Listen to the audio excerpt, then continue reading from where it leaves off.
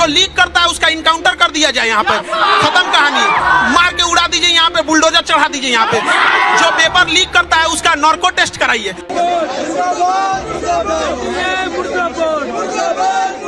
ये सीधा सीधा संकेत है कि पेपर माफियाओं के साथ में बीजेपी सरकार मिली हुई है। इसका जो अन्याय है वो हम किसी भी प्रकार से सहन नहीं करेंगे। नीट का पेपर फिर लीक हो गया, परीक्षा रद्द हो चुकी है, कैंसिल हो गई है। इस बार 22 लाख स्टूडेंट्स ने नीट का एग्जाम दिया था। नमस्कार, आदाब, मैं हूं आपके साथ निखत अली। 22 लाख छात्रों की मेहनत, करोड़ों परिवारों के सपने, और सिस्टम ने क्या किया? फिर वही पेपर लीक, फिर वही गड़बड़ी और फिर वही सवाल। क्या इस देश में ईमानदारी से परीक्षा देना अब नामुमकिन बन चुका है?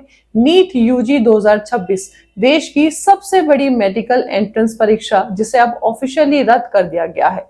सरकार कह रही है जांच होगी, सीबीआई जांच करेगी, एनटीए सहयोग करेगा। लेकिन सवाल यही है, जब 2024 में भी पेपर लीक हुआ था, गिरफ्तारियां हुई थी, तो फिर 2026 में वही कहानी दोबारा कैसे दोहराई गई? क्या सिस्टम सो रहा था या फिर सिस्टम की भी मिलीभगत है? पूरा मामला शुरुआत से समझिए दोस्तों।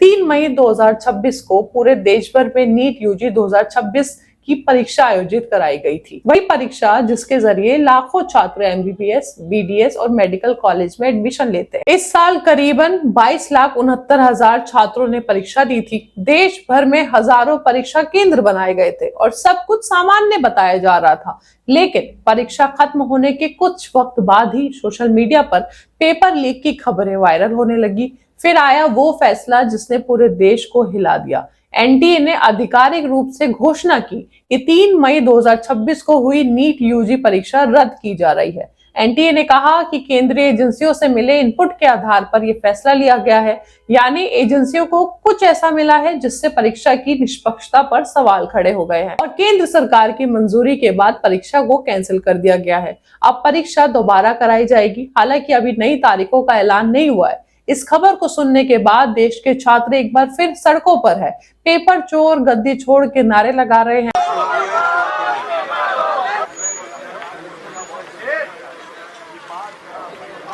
ये बीजेपी सरकार जो है नीट के विद्यार्थियों के साथ में अन्याय कर रही है और जिस तरीके से लगातार नीट के पेपर 5,000 में और 5 लाख में राजस्थान के सीकर के अंदर मिल रहे हैं, अगले 1 महीने के अंदर मिल गए।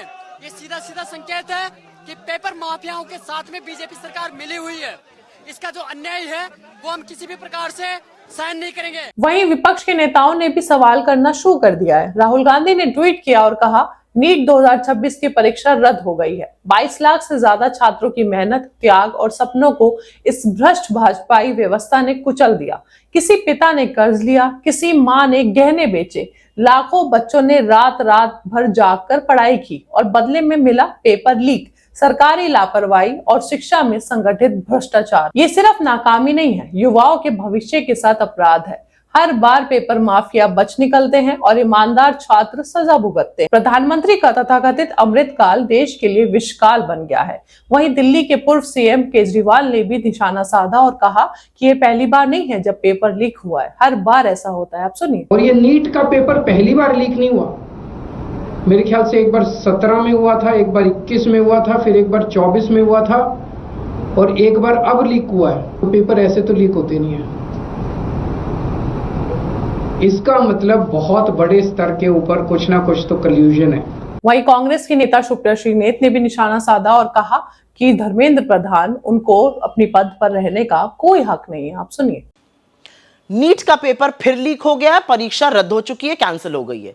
इस बार 22 लाख स्टूडेंट्स ने नीट का एग्जाम दिया था। ये बच्चे दिन रात मेहनत करते रहे, खपते रहे, माँ बाप ने कोचिंग कराई, इम्तिहान देने गए, खर्चा हुआ, सब कुछ हुआ, लेकिन नतीजा क्या है? पेपर लीक हुआ, परीक्षा कैंसिल हुई। शायद फर्जी डिग्री वालों से शिक्षा के संबंध में गंभीरता की आशा ही करना बेमानी है। और धर्मेंद्र प्रधान जी जो मंत्री बने हुए हैं, उनको अपने पद पर रहने का कोई नैतिक अधिकार ही नहीं है।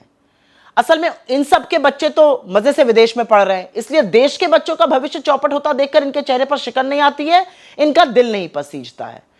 एक इम्तिहान, सिर्फ एक एग्जाम बिना पेपर लीक के ये लोग करा नहीं सकते और विश्वगुरु बनने का ढोल पीटते रहते हैं। लेकिन सवाल एक और है, और इस बात का है कि पेपर लीक माफिया के हौसले इतने बुलंद कैसे, उनको कानून और सरकार का डर क्यों नहीं। और इसका सिर्फ एक जवाब है, क्योंकि यही बीजेपी वाले उनका संरक्षण करते हैं। वो पेपर लीक माफिया का इन सब लोगों से संबंध है, इन्हीं के भाई बंधु सखा हैं वो।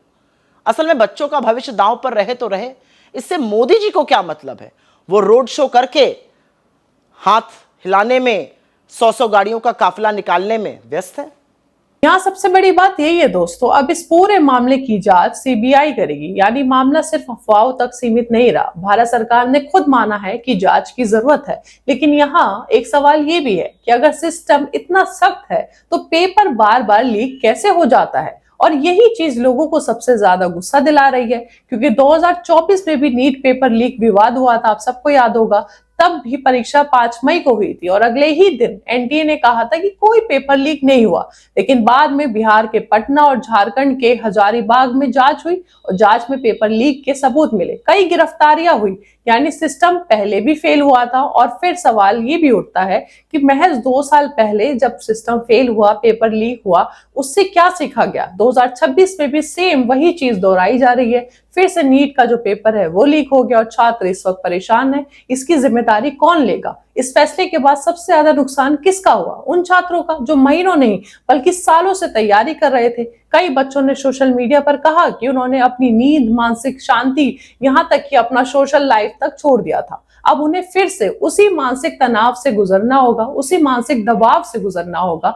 जरा सोचिए दोस्तों, एक छात्र जिसने परीक्षा देकर राहत की सांस ली होगी, उसे अचानक पता चलता है कि अब फिर से परीक्षा देना पड़ेगा। नीट 2026 का रद्द होना सिर्फ एक परीक्षा का कैंसिल होना नहीं है, ये देश की परीक्षा व्यवस्था पर भी बहुत बड़ा सवाल है।